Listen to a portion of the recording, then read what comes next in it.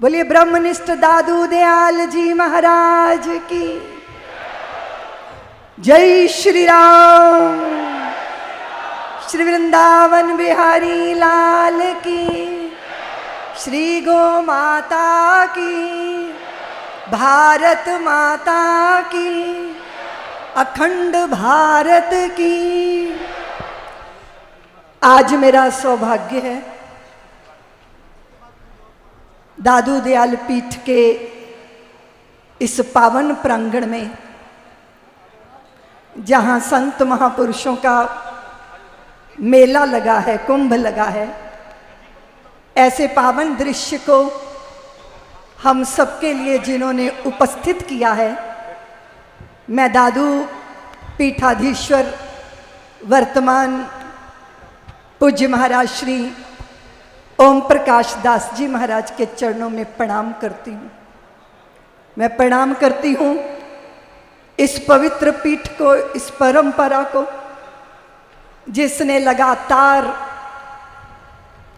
सैकड़ों वर्ष तक पूरे भारत को निर्गुण भक्ति से, ब्रह्म चिंतन से, संतों की भक्ति और ईश्वर की आराधना के लिए जन जन को तत्पर किया। वे ऐसे थे कि वो सहज सरल साधुता की प्रतिमूर्ति। किसी भक्त ने उन्हीं से उनका परिचय पूछा था कि हमें दादू दयाल जी के दर्शन करने हैं, बताइए वो कहाँ मिलेंगे। वो कहने लगे क्यों दर्शन करने हैं, क्या जरूरत है उसके दर्शन करने की, वो तो साधारण सा व्यक्ति है। अरे उसके दर्शन करने के लिए तुम इतने लालायत हो रहे हो, इतने व्याकुल हो रहे हो, ये तो सही नहीं है। वो व्यक्ति दर्शन करने लायक नहीं है। कौन कह रहे हैं? दादू दयाल जी महाराज कह रहे हैं। पर वो भक्त इतनी निष्ठा रखते थे कि उनको अपने गुरुदेव की निंदा सुनना स्वीकार नहीं था और उन्होंने झड़प की, उनको मार दिया। जब झपट मारी, उनको चांटा मारा और बोले आप अपनी वाणी का संयम रखिए, आप क्या बोल रहे हो। वो मुस्कुरा के मंद मंद वहां से निकल गए और भक्तों ने पूछा दादू दयाल जी महाराज कहाँ हैं, दादू दयाल जी महाराज कहाँ हैं। और जब देखा व्यास पीठ पर बैठे हुए, ये तो वही व्यक्ति हैं जिनसे हमने दादू दयाल जी का पता पूछा था और इन्होंने दादू दयाल जी की निंदा की और हमने इनके ऊपर हाथ उठा लिया था। तो वो क्षमा मांगते हुए रुदन करने लगे।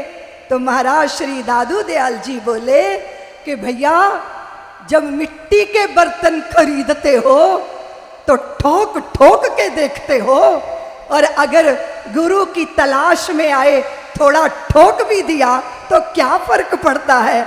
ऐसी सज्जनता, ऐसी सहजता। और आप जानते हो नारायणा के बंधु भगनी सब पुतले हैं हाड़ मास के, अंतर्निहित भाव होता है।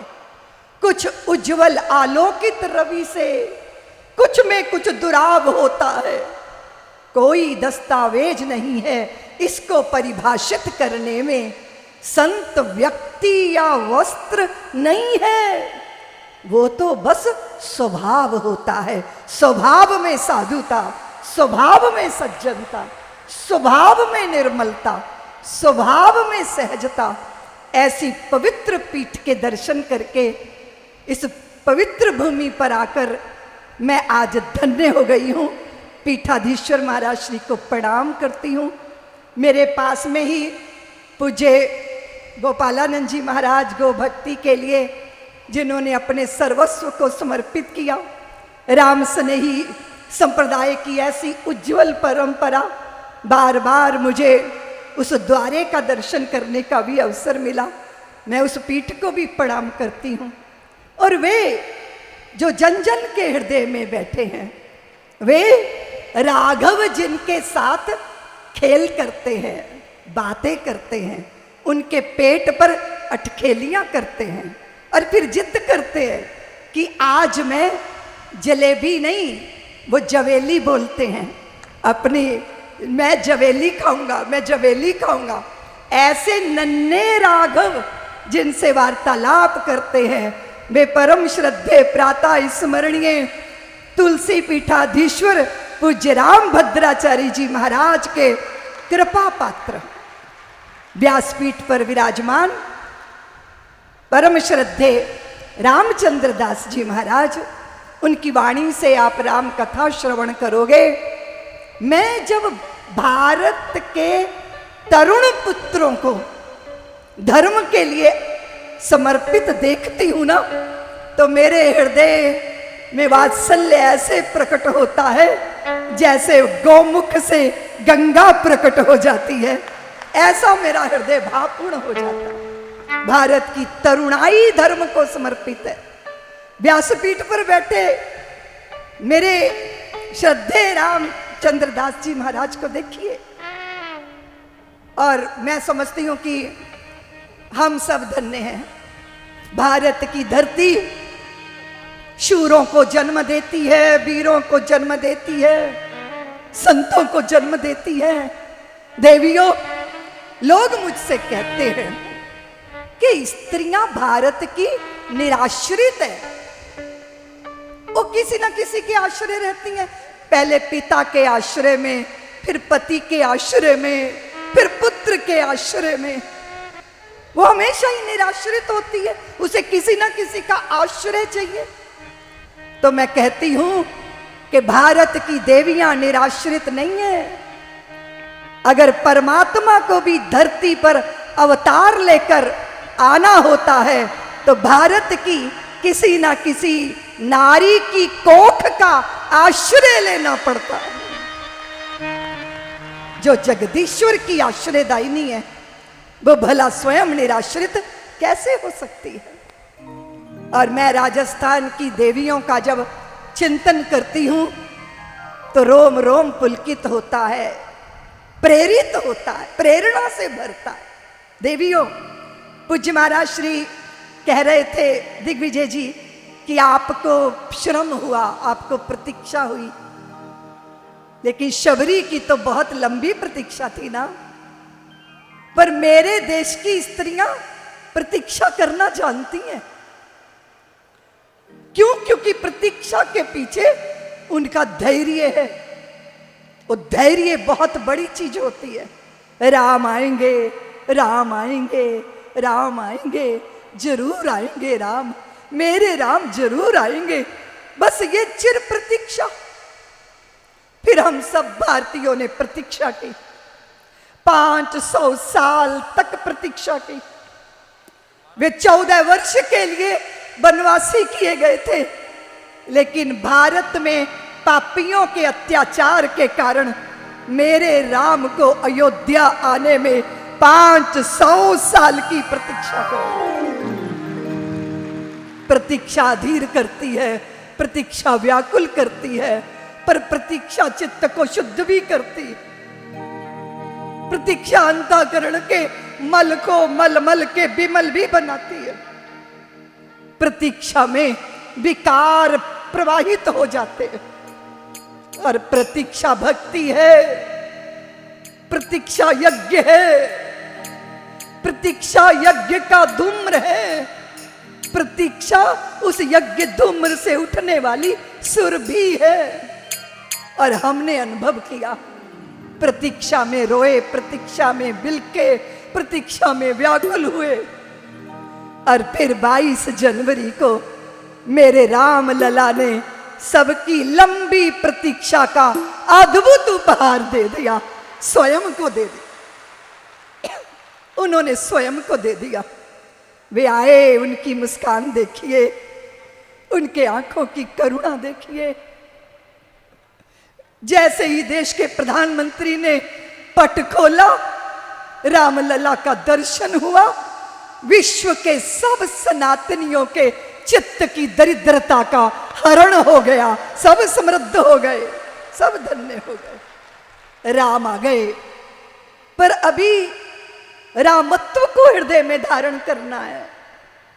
मर्यादित जीवन, सुसंस्कृत जीवन, प्रसन्नता से मुग्ध जीवन, ध्यान से सुरभित जीवन, सक्रियता से प्रवाहमान जीवन, उसके लिए हम सब संतों की शरण लिए बैठे हैं।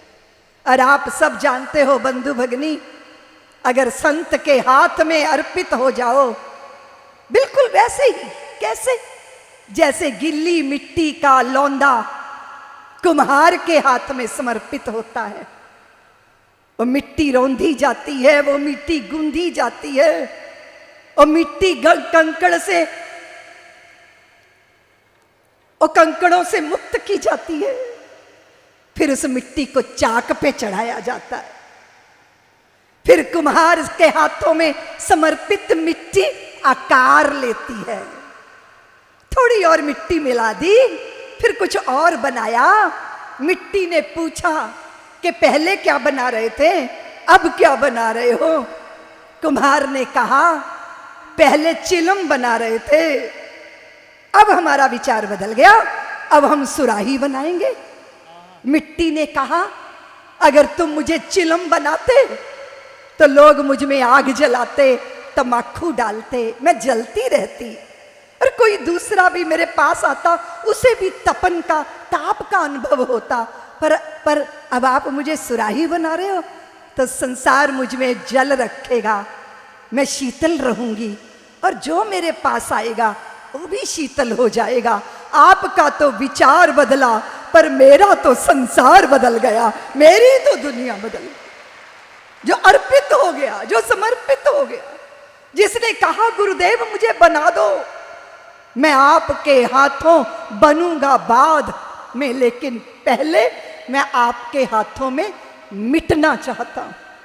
शिष्य होने का अर्थ होता है मिट जाना, और जो मिटने को तैयार है, और आप जानते हो कि वो बीज जो मिट्टी में मिलकर मिटने को तैयार हो जाता है, वो अपने भीतर की पूरे वृक्ष होने की संभावना को संभव कर लेता है। दादू दयाल पीठ की बहुत बड़ी परंपरा, 480वां प्रकाशोत्सव हो रहा है। कितने महापुरुषों को दिया उन्होंने, निर्गुणी संप्रदायों के, ब्रह्म की निष्ठा रखने वाले, फक्कड़, दूना रमाने वाले, मधुकरी करके मांगने वाले, उस परंपरा ने क्या दिया? पूरे भारत के जनमानस को एकात्मता के सूत्र में बांध दिया। दादू दयाल जी महाराज ने घोषणा की कि सब पुतले हैं हाड़ मांस के। घोषणा की उन्होंने कि एक ज्योत है सब दीपों में, सारे जग में नूर एक है। सच तो ये है इस दुनिया का, हाकिम और हजूर एक है। हर मानव माटी का पुतला, जीवन का आधार एक है। गहराई तक जाके देखो, सदधर्मों का सार एक है। एक वाहिगुरु एक परमेश्वर, कृष्ण और श्री राम एक हैं। नाम भले ही अलग अलग हों, भक्तों के भगवान एक हैं। नाम रूप की बात छोड़ दो, इंसानों की जात एक है। मन से मन की तार जोड़ लो, सीधी सच्ची बात एक है। सहजता से उस कठिन सत्य को हृदयंगम करवाने वाले इस दादू दयाल पीठ की पूरी परंपरा को मैं प्रणाम करती हूँ। आप सब बंधु भगिनी बहुत भाग्यशाली है कि आप भारत की भूमि पर हैं। आप ब्रह्मनिष्ठ दादू दयाल पीठ से जुड़े हुए हैं। इस पवित्र संत परंपरा से जुड़कर ऐसा ही हो जाता है व्यक्ति जैसे कंकड़ में से शंकर निकल आए। शंकर से पहले वो कंकड़ ही होता है। और आप जानते हो, पर नर्मदा की कटीली धार की चोट खा खाकर साधारण पत्थर भी शंकर हो जाता है। और आप सब जानते हो, पत्थर जो चोट खा के टूट गया कंकर हो गया, और पत्थर जो चोट को सह गया शंकर हो गया। वो चोटों को झेलने की सामर्थ्य संतों के सानिध्य में बैठकर आती है। मैं आज इस पवित्र पीठ को प्रणाम करती हूँ।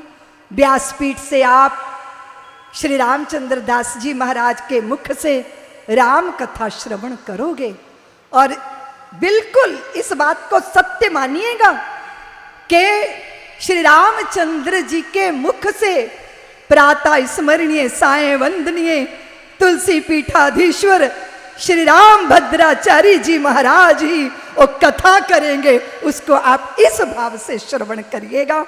तो मैं आप सबके अंतर्यामी को प्रणाम करती हुई, कोटि कोटि पूज्य महाराज श्री को इस पीठ को वंदन करती हुई अपनी वाणी को विराम देती हूँ।